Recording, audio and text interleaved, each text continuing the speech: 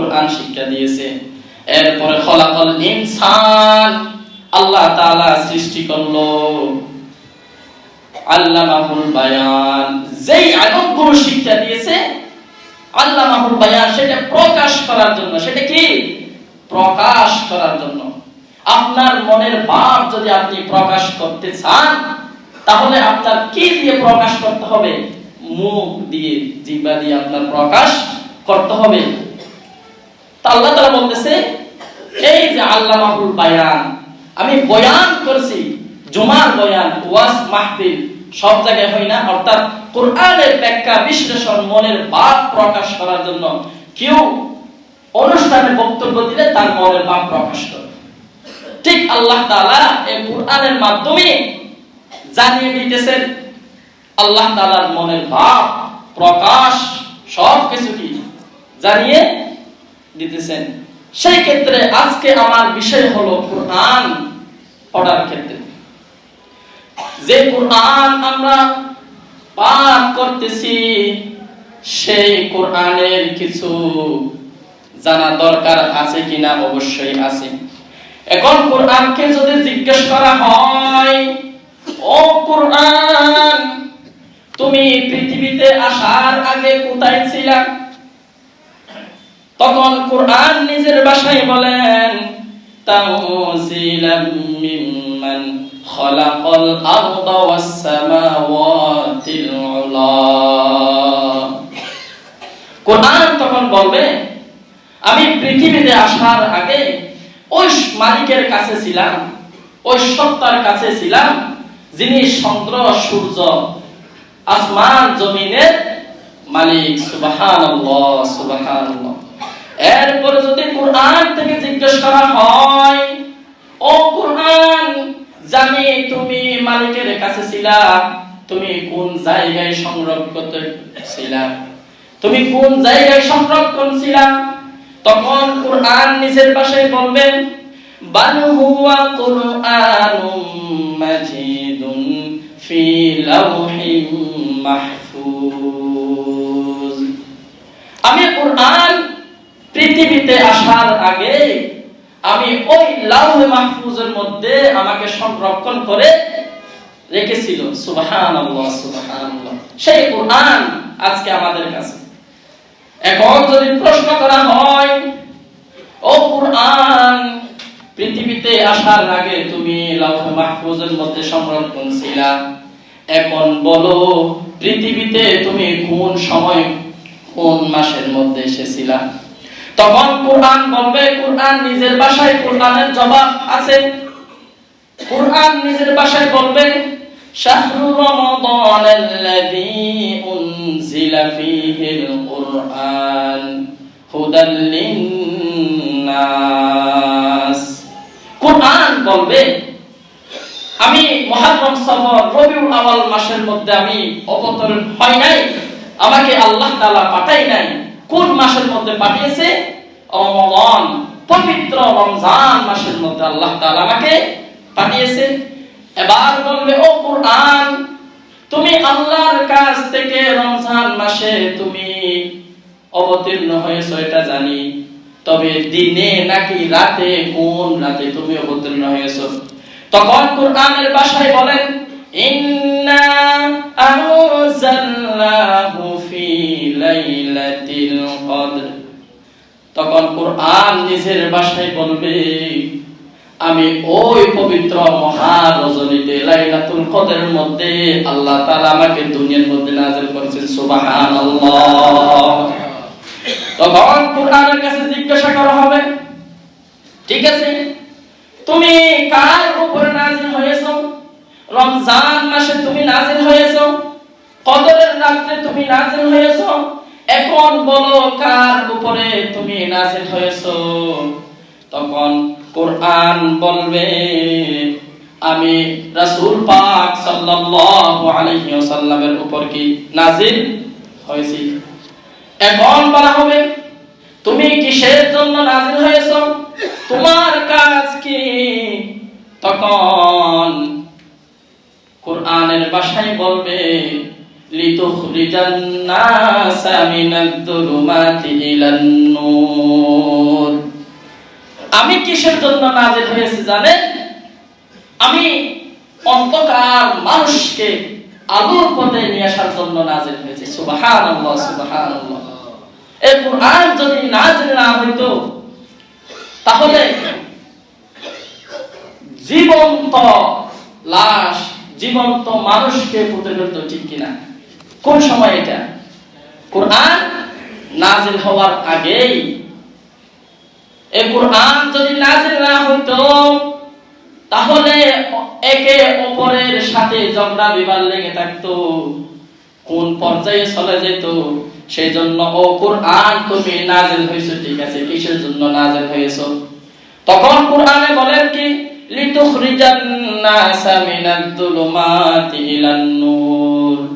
ওই যে অন্ধকার মানুষই অন্ধকার আছে, গুনাহ থেকে যেন গুনার বিমুখ হয়ে মসজিদে নিয়ে আসে, হারাম পথ থেকে যেন সঠিক পথে নিয়ে আসে।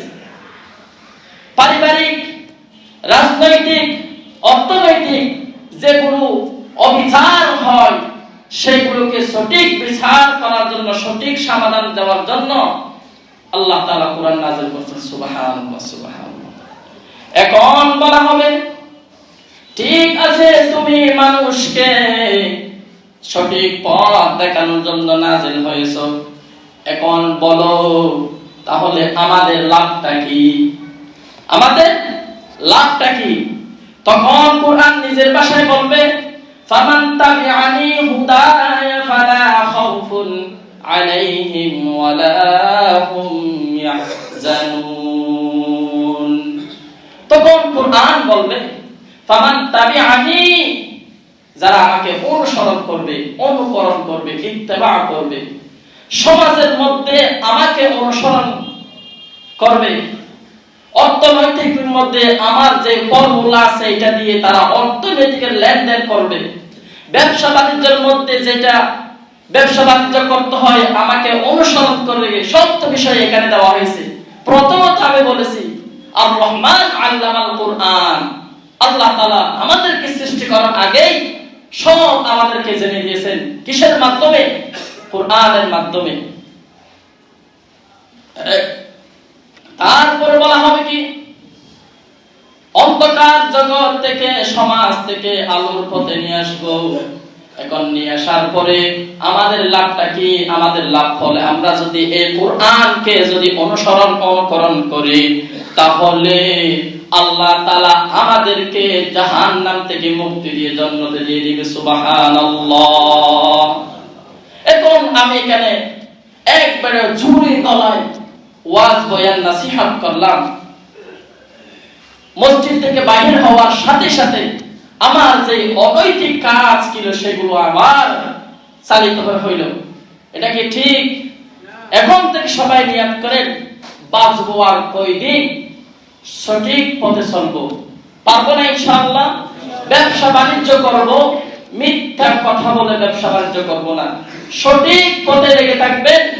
আল্লাহ তাআলা আপনাকে একদিন না একদিন উঁচু পথে নিয়ে যাবে। সুবহানাল্লাহ।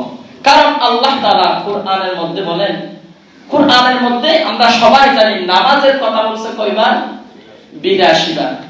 কিন্তু আর একটা কথা বলে যায় আমরা, নামাজের কথা বলার সাথে সাথে ওয়াতুজ যাকাত, যাকাতের কথা কিসের জন্য বলছে? কোনদিন কি একবারও চিন্তা করে দেখেছি? নামাজ পড়ার কথা বলছে, যাকাত, যাকাতের ভিতরে বিষয় তো আলাদা বিষয়। যাকাত কি যে কারো উপর ফরজ হয়? না, কখনো না। যখন যাকাতের পরিমাণ সম্পদ থাকবে, নিসাব পরিমাণ হবে, তখন যাকাত দেওয়া হবে। তো এই নামাজের সাথে যাকাতের কিসের সম্পর্ক? আল্লাহ তাআলা বলেন, ওয়া আকিমুস সালাতা ওয়া আতুজ যাকাত, তোমরা 5 ওয়াক্ত সালাত আদায় করো, এরপরে নিজের কর্মের মধ্যে লিপিবদ্ধ হও, নিজের কর্মের মধ্যে নেমে যাও। তাহলে আল্লাহ তাআলা বলেন, তুমি সঠিক পথে যদি লেগে থাকো, তোমাকে যাকাত পরিমাণ সম্পদ আমি আল্লাহ তাআলা দিয়ে দেব। সুবহানাল্লাহ। দেখেন, কোনদিন এই জিনিসটা চিন্তা করে দেখেছেন? নামাজের সাথে যদি লেগে থাকেন, সঠিক পথে যদি লেগে থাকেন, সত্য ব্যবসা করেন, তাহলে আল্লাহ তাআলা বলেন ওই যে যাকাত নেশাব পরিমাণ যে যাকাত দিতে হয়, আমি ওই নামাজের বিনিময়ে বরকতে আমি ওই নেশাব পরিমাণ যাকাত দেওয়ার মতো তোমাকে সম্পদ দিয়ে দেব। সুবহানাল্লাহ, সুবহানাল্লাহ। এই যে কোরআন, কোরআনের নাম কয়টি? আমরা যে কোরআন পড়তেছি একটি, কয়টি? না, আমরা তো সবাই জানি কোরআনের নাম একটি। কোরআনের নাম ৭২টি পর্যন্ত আছে। কয়টি? ৭২টি। দেখেন, কোনদিন একটা জিনিসের নাম যদি কোরআন থাকে, তার এত ব্যাখ্যা বিশ্লেষণ, যেমন নাকি এক একটা এক সাবজেক্ট, সামাজিক, রাজনৈতিক, অর্থনৈতিক, এক এক দিক এক একটা, তাহলে একটা নাম দিয়ে কেমনে যায়? ঠিক ততরূপ যত পেরকা আছে সব পেরকার মধ্যে আল্লাহ তাআলা বলতেছে এক একটা নাম দিয়েছে। সুবহানাল্লাহ, সুবহানাল্লাহ। যেমন এই কোরআন, কোরআন শব্দের অর্থ হলো পঠিত। পৃথিবীর মধ্যে এমন কোন কিতাব নাই যে কিতাব কোরআনের চেয়ে বেশি পঠিত হয়। সুবহানাল্লাহ। পৃথিবীর মধ্যে সবচেয়ে বেশি পাঠ করা হয় কোনটা? আল কোরআন। সেই জন্য আল কোরআন নামটা সিলেক্ট করছে, লিখেছে। দ্বিতীয় নাম্বার কোরআন হলো, কোরআন দ্বিতীয় নাম হলো আল ফুরকান। দ্বিতীয় নাম কি? ফুরকান। ফুরকান অর্থ কি? সত্য এবং মিথ্যাকে পার্থক্য করা। ওয়াজাআল হক ওয়া যাহাকাল বাতিল ইন্নাল বাতিলা কানা যাহুকা। তৃতীয় নাম্বার হলো আল হুদা। চতুর্থ নাম হলো আশ-শিফা। পঞ্চম নাম হলো আয-যিকর, অর্থাৎ বেশি স্মরণ হয়। যিকর অর্থ কি? বেশি স্মরণ হয়। আর নূর, যেটা পথ প্রদর্শক, আলোর পথে নিয়ে যায়। আল কিতাব, আল হিকমা, আল বুরহান, যেটা উদাহরণ স্বরূপ। তো আল্লাহ তাআলা এই যে কোরআন আমাদেরকে যে শিক্ষা দিয়েছেন, এই কোরআনের আয়াত কয়টি?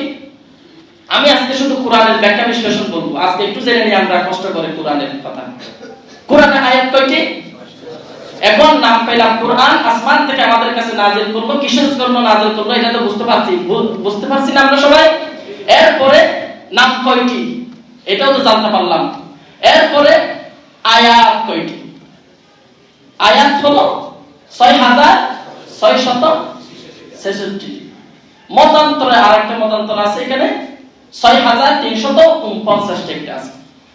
আমরা অল্পটা নেব না, কোরআন মানে যেহেতু ৬৬৬৬ নেব। সুবহানাল্লাহ, সুবহানাল্লাহ।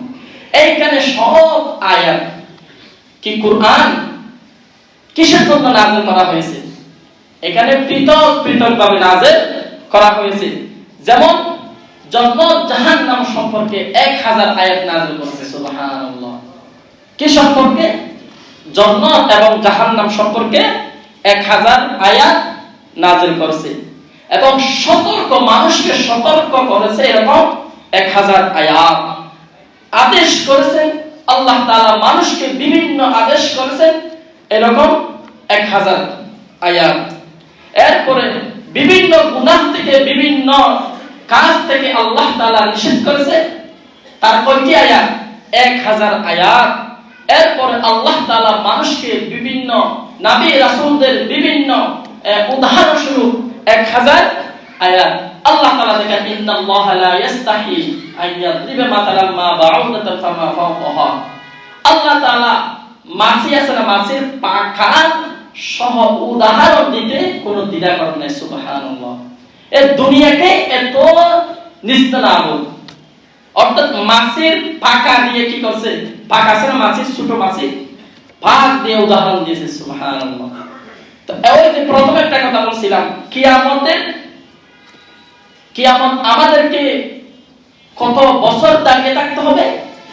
৫০ বছর, ৫০,০০০ বছর। তো আমরা বয়স পাই কত বছর? দুনিয়ার মধ্যে বয়স কত বছর হয়? সর্বোচ্চ ৮০-৯০, ধরেন ১০০ ধরনের একেবারে। তো তাফসীরগণ ব্যাখ্যা বিশ্লেষণ করে বলতেছে ৫০,০০০ বছরের মধ্যে বাদ দিয়ে ৬০ বছরের মধ্যে সময় আসে মাত্র ২ থেকে ২.৫ মিনিট। সুবহানাল্লাহ। কত মিনিট? 2 থেকে সর্বোচ্চ 3 মিনিট ধরে আমরা 3টা মিনিট সুখে শান্তিতে বসবাস করার জন্য হারাম দেখতেছি না। কি হালাল, এটা কি হারাম নাকি হালাল, এটা কি ঘুষ, এটা কি সুদ, এটা কি ভিন্ন পদের কোনো কিছু, এটা কোনো কিছু আমরা চিন্তা করতেছি না। হাই হাই দুনিয়ায়, হাই দুনিয়া। আল্লাহ তাআলা বলতেছে তোমরা আমার কুরআন সাথে লেগে থাকো, দুনিয়া এবং পরকাল তোমাদের জন্য মুক্তি করে দেব। সুবহানাল্লাহ। এই কুরআনের সাথে যারা লেগে থাকবে তাদের দাম আছে কিনা? অবশ্যই আছে। আমরা জানি ছোট ভাই তাকরিম সাহেব, সবাই তো চিনি, মাশাআল্লাহ। তাহার আজকে এত দাম কিসের কারণে? এই কুরআনের কারণে। তাহার কি কত দাম, ছোট্ট বয়স, তাকে আমরা এত মহব্বত করতেছি কিসের জন্য? এই কুরআনের কারণে।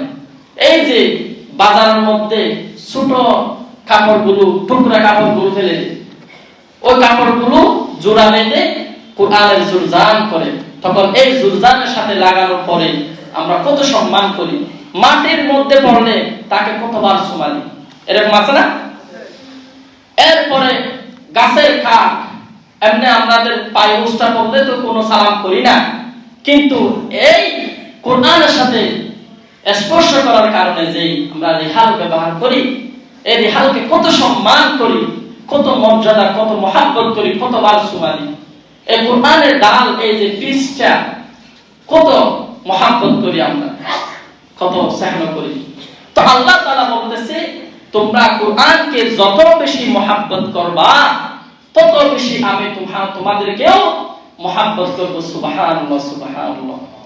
এই বলেন ইমাম গজালি রাহমাতুল্লাহি আলাইহি একটা ঘটনা বর্ণনা করেন। এক রহমতপুরে একজন কাটুরিয়া ছিল, সেই কাটুরিয়ার নাম ছিল আব্দুর রহমান। এই কাটুরিয়া কি করত? কাটুরিয়া বলতো, আমরা সবাই জানি কাটুরিয়া বলা হয় তাদেরকে যারা পাহাড়ে জঙ্গলে কাঠ কাটে, মাঝি বলা হয় তাদেরকে যারা নদী পথে নৌকা চালায়। সেই কাটুরিয়ার নাম কি ছিল? মনে রাখবে সবাই, আব্দুর রহমান। এই আব্দুর রহমান তিনি 5 ওয়াক্ত সালাত আদায় করত, তিনি নামাজ পড়তেন, তিনি কুরআন তেলাওয়াত করতেন। কুরআন তেলাওয়াত করতে করতে তার জীবন এভাবে পার হয়ে যাচ্ছে। পার হইতে হইতে একদিন তিনি ইন্তেকাল করেন। ইন্না লিল্লাহি ওয়া ইন্না ইলাইহি রাজিউন। ওই যে আব্দুর রহমান তিনি ইন্তেকাল করেছেন, এই স্বপ্নটি, এই কথাটি ইমাম গজালি রাহমাতুল্লাহি আলাইহি আল্লাহ তাআলা নিজেই স্বপ্ন দেখাই দিলেন। সুবহানাল্লাহ। কার কথা স্বপ্ন দেখাইলেন? ইমাম গজালি রাহমাতুল্লাহি আলাইহি ওই যে কাটুরিয়া কাঠ কাটতো, তাহার মৃত্যুর খবরটি অনেক দূরে ইমাম গজালি একজন বিশ্ববিখ্যাত একজন কি আল্লাহর ওলি ছিলেন তিনি। এই কাটুরিয়ার কথা ওই আল্লাহর ওলি ইমাম গজালি রাহমাতুল্লাহি আলাইহি স্বপ্ন যুগে দেখাইলেন। আল্লাহ তাআলা বলতেছে, ও ইমাম গজালি তুমি উঠো, ওই মহল্লার মধ্যে, ওই রহমতপুরের মধ্যে আমার এক বান্দা মারা গেছে, ইন্তেকাল করেছে, তুমি গিয়ে তাহার জানাজা সম্পন্ন করা। সুবহানাল্লাহ। কে স্বপ্ন দেখাইতেছে? আল্লাহ। নামটা কি বলতে একটু কষ্ট হয়? আল্লাহ। সব সময় জিকির করবেন, সব সময় আল্লাহ তাআলা একটু মহব্বত সে ডাক দিবেন, আল্লাহ। যে আল্লাহ, একটু চিন্তা করেন, যে আল্লাহ এই হাতটুকু দিয়েছেন, যে আল্লাহ কথা শোনার জন্য শ্রবণ শক্তি দিয়েছেন, যে আল্লাহ দেখার জন্য যে দৃষ্টি দিয়েছেন, যে আল্লাহ ছোট্ট একটা জিহ্বা, যেটা আপনি যেই পদের শাক সবজি মাছ মাংস তরি তরকারি খান না কেন, যেটা প্রত্যেকটার আলাদা স্বাদ, 70,000 তরকারি রান্না পদের স্বাদ দিয়েছেন, সুবহানাল্লাহ। সেই আল্লাহ কি ডাকলে কি আপনার কি লজ্জা করে? না। সবাই বলেন আল্লাহু আকবার। আল্লাহ, সেই আল্লাহ ইমাম গজালি রাহমাতুল্লাহি আলাইহি স্বপ্ন দেখাইলেন, বলতেছে ওই রহমতপুরে যাও, গিয়ে তুমি ওই কাটুরিয়ার তুমি জান্নাতটা একটু সম্পূর্ণ করো। তখন ইমাম গজালি রাহমাতুল্লাহি আলাইহি তিনি ওই রহমতপুরে গেলেন, গিয়ে মানুষের কাছে জিজ্ঞাসা করতেছে, কোন এই জায়গায় কোন আব্দুর রহমান নামে কোন মানুষ কি মারা গেছে? কেউ চিনতে পারে না, কারণ তিনি কোনো বড় লোক ছিলেন না, কোনো কোম্পানি ছিলেন না, কোনো এত বড় মহল্লা বাড়ি তাহার ছিল না, তিনি ছিলেন একজন সামান্য কি কাটুরিয়া। এই কাটুরিয়ার খবর কেমনে আল্লাহ তাআলা ওই ইমাম গজালি রাহমাতুল্লাহি আলাইহি বললেন, স্বপ্নে দেখাইলেন।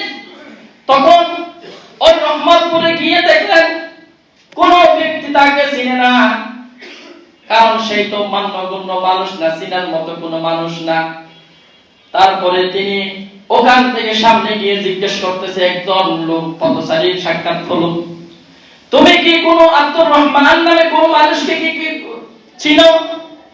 তখন তিনি বললেন, হ্যাঁ আমি একজন মানুষ চিনি, ওর বাড়ি হলো একেবারে জঙ্গলের কিনারায় কাছে, হতে পারে ওই লোকটি। তখন ইমাম গজালি রাহমাতুল্লাহি আলাইহি হেঁটে হেঁটে ওই জঙ্গলের কাছে গিয়ে দেখলেন তাহার লাশ উঠানের মধ্যে শুয়ে আছে। তাহার ছেলেরা ওই লাশ ধরে কান্নাকাটি করতেছে। তখন ইমাম গজালি রাহমাতুল্লাহি আলাইহি জিজ্ঞাসা করলো, তোমরা কান্না করতেছো কেন?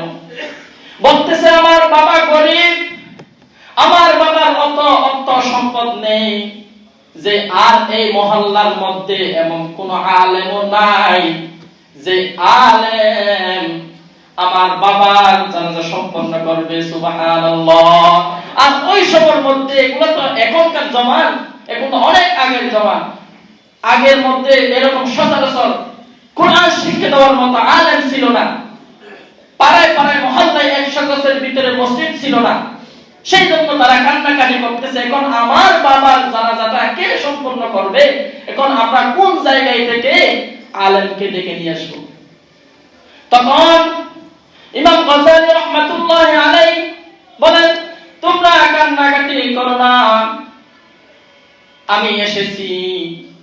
এরপরে ইমাম গজালি রাহমাতুল্লাহি আলাইহি নিজের হাতে তাকে গোসল দিয়ে সম্পন্ন করে তাকে কবরে নিয়ে গেলেন। কবরে যাওয়ার পরে যখন কবরস্থ করতেছে, তখন লাশটা নিয়ে আব্দুর রহমানের লাশটা নিয়ে যখন কবরে রাখতেছে, রাখার সাথে সাথে বলে এমন সুগন্ধি ঘ্রাণ আসতেছে, আল্লাহু আকবার, এমন মিষ্টাম্বরের সুগন্ধি আসতেছে।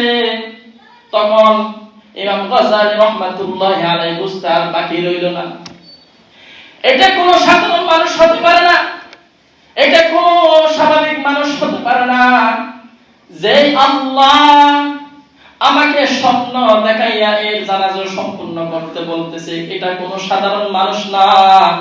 তখন কবরস্থ করার পরে তখন সুন্দরভাবে কবরস্থ করে তিনি বাসায় চলে আসলেন।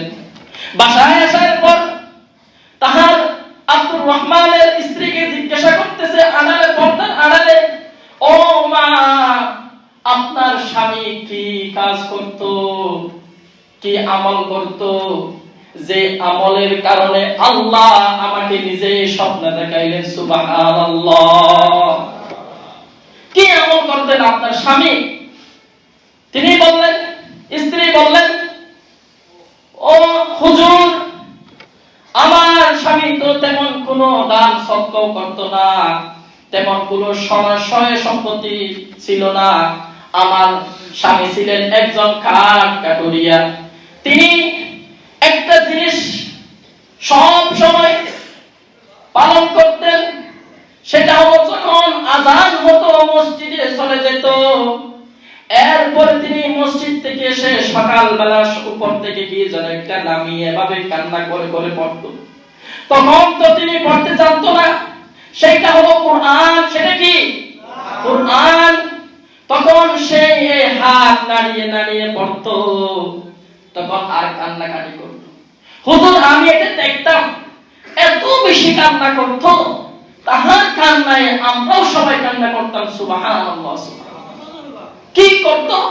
কান্না করতো, পড়তে জানতো না, পড়ার চেষ্টা করতো, তবে হাত আঙ্গুল নাড়িয়ে নাড়িয়ে তিনি আল্লাহর কাছে বলতেন, আল্লাহ কবরে আমরা কিভাবে থাকবো, আল্লাহ জাহান্নামের আগুন আমরা কিভাবে সহ্য করব, আল্লাহ আমরা ওই যে কিয়ামতের ময়দানে সূর্যের আসল রূপটা যে আমাদেরকে এখন দেখাইতেছে না, ওই জিন্দে দেখাইবে, আমরা কিভাবে সহ্য করব আল্লাহ।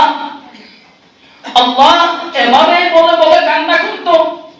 কান্না করার পরে তিনি আর সঠিক পথে চলতেন, মিথ্যা কথা বলতেন না, লেনদেন ঠিক রাখতেন, হালাল ভাবে ব্যবসা করতেন।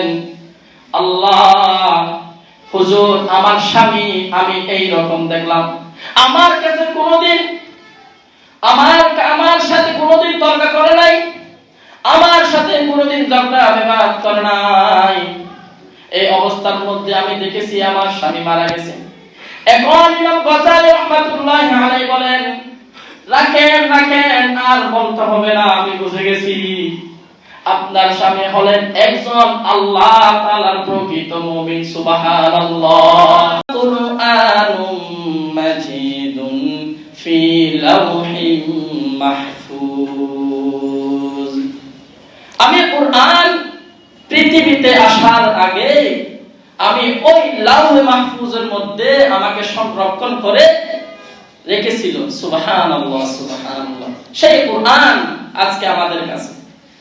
এখন যদি প্রশ্ন করা হয়, ও কুরআন পৃথিবীতে আসার আগে তুমি লাওহে মাহফুজের মধ্যে সংরক্ষণ ছিলা, এখন বলো পৃথিবীতে তুমি কোন সময় কোন মাসের মধ্যে এসেছিলা? তখন কুরআন বলবে, কুরআন নিজের ভাষায় কুরআনের জবাব আছে।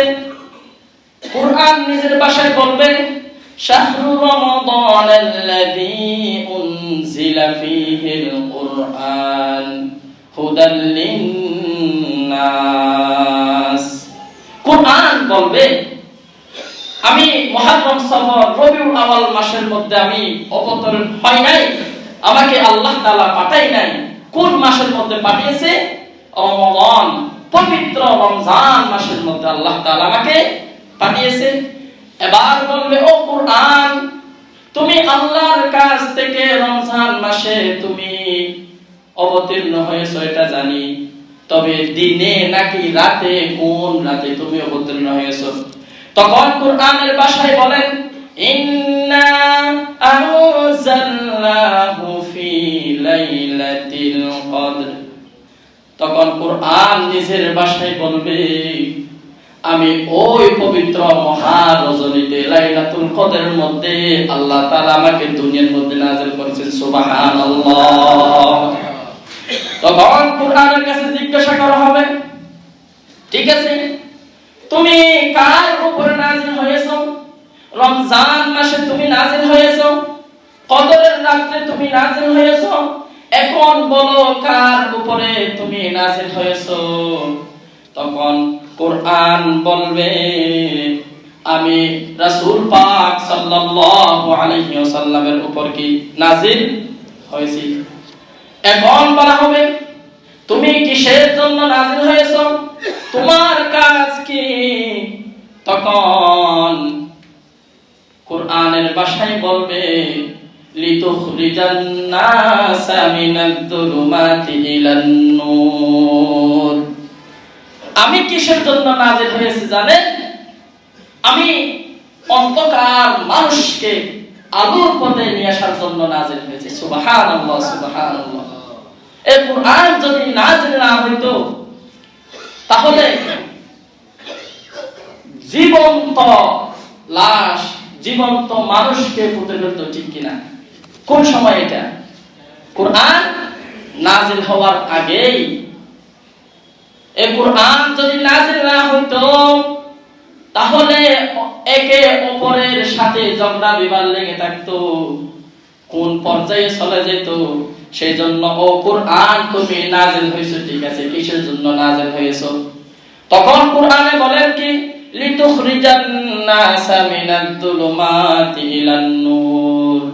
ওই যে অন্ধকার, মানুষকে অন্ধকার আছে, গুনাহ থেকে যেন গুনার বিমুখ হয়ে মসজিদে নিয়ে আসে, হারাম পথ থেকে যেন সঠিক পথে নিয়ে আসে।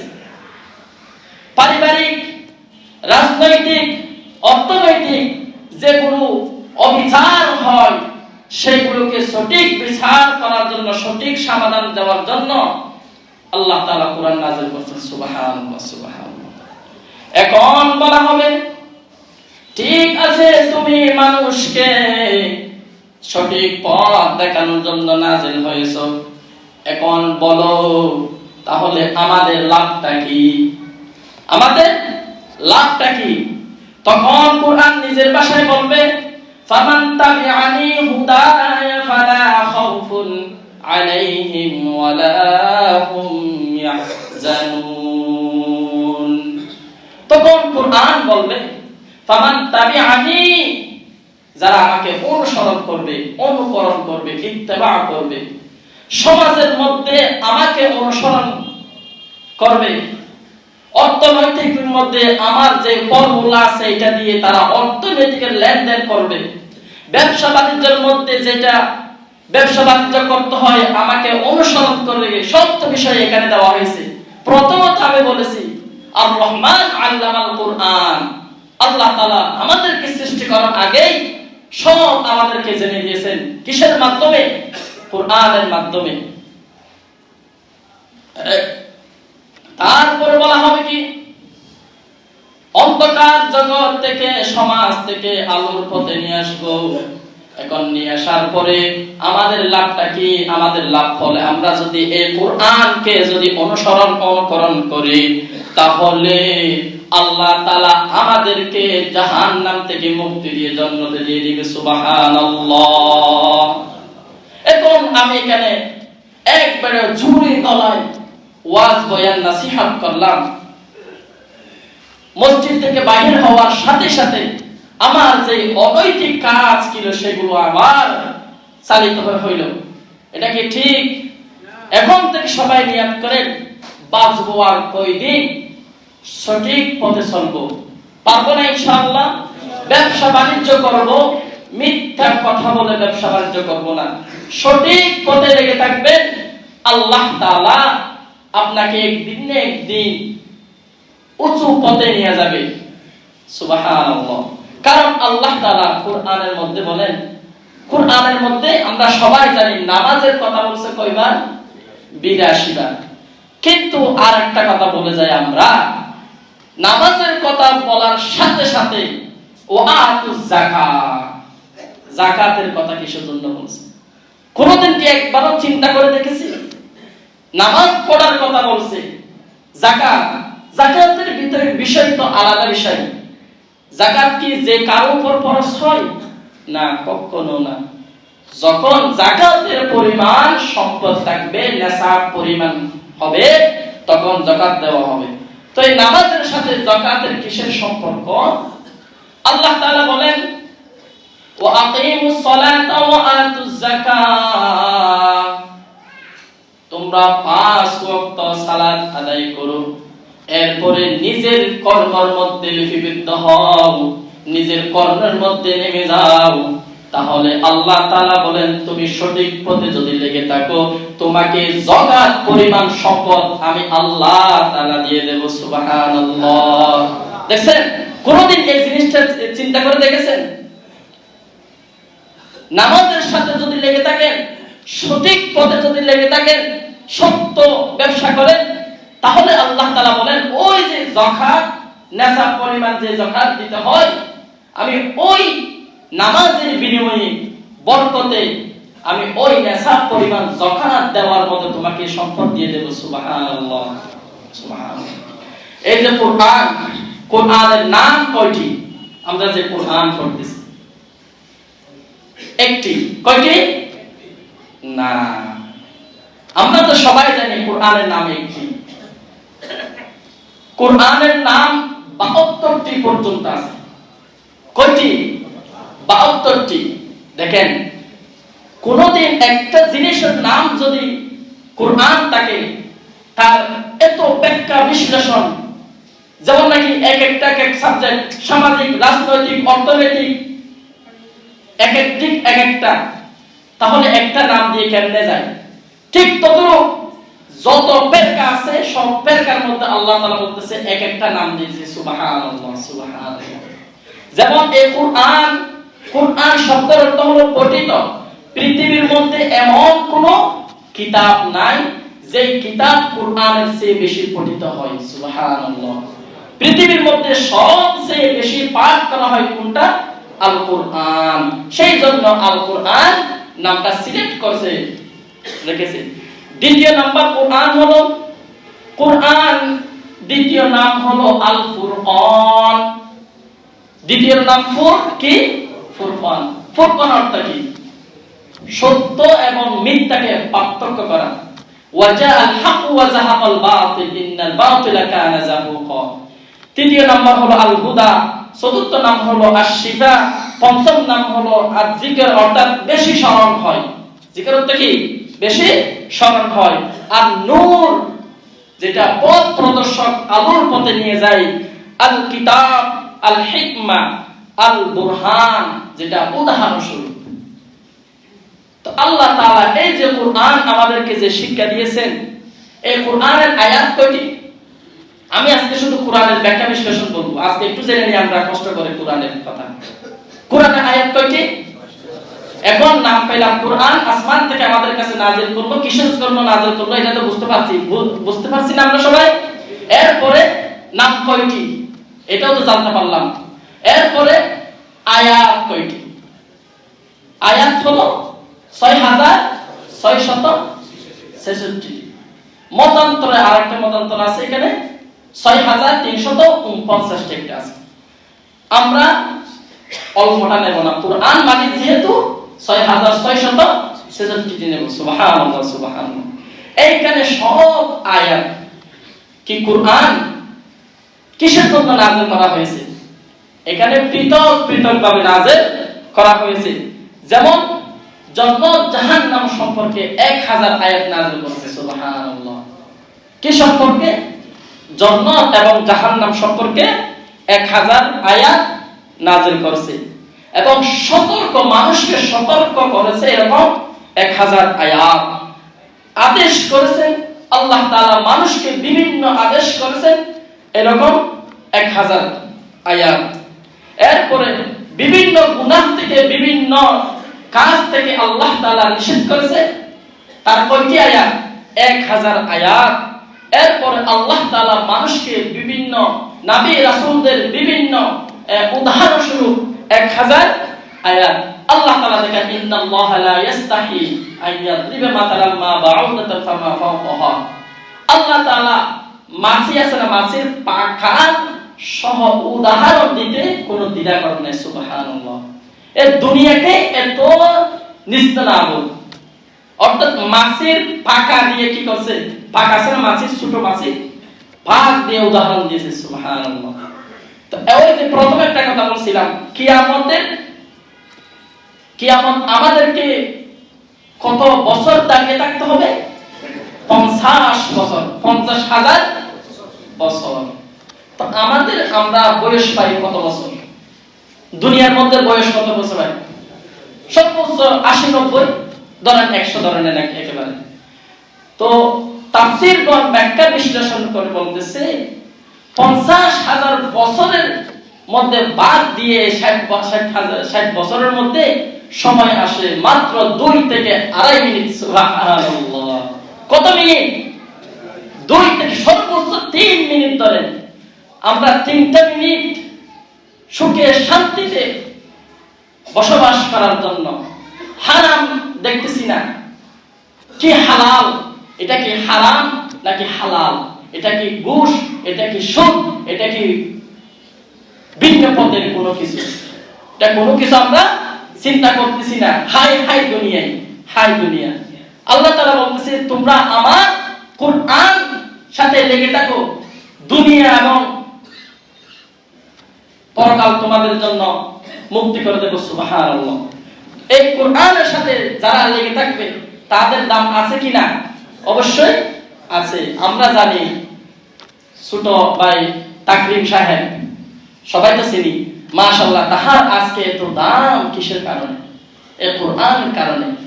তাহার কি কত দাম? ছোট্ট বয়স, তাকে আমরা এত মহাব্বত করতেছি কিসের জন্য? এই কোরআনের কারণে। এই যে বাজারের মধ্যে ছোট কাপড়গুলো, টুকরা কাপড়গুলো ফেলে দেয়, ওই কাপড়গুলো জোড়া বেঁধে কোরআনের জুরজান করে, তখন এই জুরজানের সাথে লাগানোর পরে আমরা কত সম্মান করি। মাটির মধ্যে পড়লে তাকে কতবার চুমা দিই, এরকম আছে না? এরপরে গাছের কাঠ, এমনি আমাদের পায়ে উস্তা পড়লে তো কোনো সালাম করি না, কিন্তু এই কোরআনের সাথে স্পর্শ করার কারণে যেই আমরা রিহাল ব্যবহার করি, এই রিহালকে কত সম্মান করি, কত মর্যাদা, কত মহাব্বত করি, কতবার চুমা দিই। এই কোরআনের ডাল, এই যে পিসটা, কত মহাব্বত করি আমরা, কত স্নেহ করি। তো আল্লাহ তাআলা বলতেছে, তোমরা কোরআনকে যত বেশি মহাব্বত করবা তত বেশি আমি তোমাদেরকেও মহাব্বত করব। সুবহানাল্লাহ, সুবহানাল্লাহ। এই বলেন ইমাম গজালী রাহমাতুল্লাহি আলাইহি কি কারণে মুমিন হয়েছে দেখেন, কি কারণে আল্লাহ তাআলা নিজে স্বপ্নে দেখাইয়া ওই এমন আল্লাহর ওয়ালিকে দিয়ে জানাজা পড়াইলেন। একটু চিন্তা করেন কি কারণে? এই যে কোরআন, আজকে আমার বিষয় ছিল কি? কোরআন। আল্লাহ তাআলা বলেন, হে বান্দারা, তোমরা কোরআন ফামান তাবিআনি খুদা ফামান তাবিআনি, তোমরা যে কোনো কাজ কর্ম, অর্থনৈতিক, সমাজনৈতিক, পারিবারিক, সব দেশে রাষ্ট্র পর্যন্ত তোমরা যদি এই কোরআনকে যদি অনুসরণ করো বান্দা, ফালা খাউফুন, তোমাদের কোনো ভয় নাই, ওয়ালা হুম ইয়াহজানুন, তোমাদের জন্য কি কোনো চিন্তা নাই। এই যে দেখেন আল্লাহ তাআলা আমাদেরকে বারে বারে বলতেছে, ফজরের আযান হচ্ছে, যখন ফজরের আযান হয় তখন ফেরেশতারা বলে, ও আল্লাহ, আপনার বান্দা তো মসজিদে যাচ্ছে না, তাদের যেই সকালের যে খাবারটা আছে ওই রিজিকটা কি আমি কি রাখবো নাকি কেটে দিব? সুবহানাল্লাহ। তখন আল্লাহ তাআলা বলেন, একটু অপেক্ষা করো, দেখি আমার বান্দা যোহরের সালাতটা একটু পড়ে কিনা। যখন বলে যোহরের আযান হয়, তখন দেখে কোন বান্দারা নামাজে যায়, নামাজ পড়তেছে, তখন ওই ফেরেশতারা আবার বলে, আল্লাহ, আপনার এই বান্দা তো ফজরের সময় যায় নাই, আপনি রিজিক দিতে বলছেন, এখন তো যোহরের সময় যায় নাই, আপনি বলেন রিজিকটা রাখবো নাকি কাটবো? তখন আল্লাহ বলেন, অপেক্ষা করো, অপেক্ষা করো, একটু সময় ধৈর্য ধারণ করো, একটু পরে আসরের সালাতের আযান দিবে, দেখি আসরের সালাতের সময় যায় কিনা। তখন আল্লাহ তাআলা অপেক্ষা করে, ওই ফেরেশতারা কলম নিয়ে বসে আছে, যখন আসরের আযান হয়, যখন ওই বান্দা আবার বান্দাটি মসজিদে যায় না, তখন বলে ফেরেশতা আবার আল্লাহকে বলে, আল্লাহ, ফজরে গেল না, আপনি রিজিক রাখতে বলছেন, জোহরে গেল না, আপনি রিজিক রাখতে বলছেন, এখন তো আসরেও যায় নাই, আপনি একটু অনুমতি দেন, দেখি তার রিজিক কাটা যায় কিনা। আল্লাহ তখনও বলেন, একটু অপেক্ষা করো, দেখো মাগরিবের সালাত তো আছে, তুমি উদ্দণ্ড হয়ে যাচ্ছ কেন? একটু অপেক্ষা করো, কিসের সালাত আছে? মাগরিবের সালাত আছে, একটু অপেক্ষা করো। তখন মাগরিবের সময় বলে সেই হেলাই দুলাই ওই যে দোকান পাটে বসে বসে আড্ডায় মেটে মাগরিবের সালাতটাও গেল, তখন আল্লাহকে বলেন, আল্লাহ, এখনো বলেন আমি রিজিক রাখবো নাকি কাটবো? আল্লাহ তখনও বলে, ও ফেরেশতা, একটু ধৈর্য করো, এশারের আযান পর্যন্ত অপেক্ষা করো, দেখো সেই এশারের সালাত আদায় করে কিনা। এখন এশারের যখন আযান হয়, সেই যখন ওই গল্পের মধ্যে বসে আছে, খেলার মধ্যে বসে আছে, লুডো খেলার মধ্যে, ক্যারাম খেলার মধ্যে, নিউজ দেখার মধ্যে, চায়ের দোকানে, ব্যবসা বাণিজ্যের মধ্যে যখন বসে থাকে, তখন ওই ফেরেশতা আবার বলে, আল্লাহ এখন কি তার রিজিক কাটবো নাকি রাখবো? আল্লাহ তাআলা বলেন, একটু অপেক্ষা করে দেখো, ফজরের সালাত আবার হবে। সুবহানাল্লাহ, সুবহানাল্লাহ, আল্লাহু আকবার। দেখেন আল্লাহ কত দয়ালু, আল্লাহ কত মেহেরবান। একটু অপেক্ষা করে দেখো, ফজরের সালাত, এরপর আবার যোহরের সালাত, এরপর আবার আসরের সালাত, এরপর আবার মাগরিব, এরপর আবার ইশা।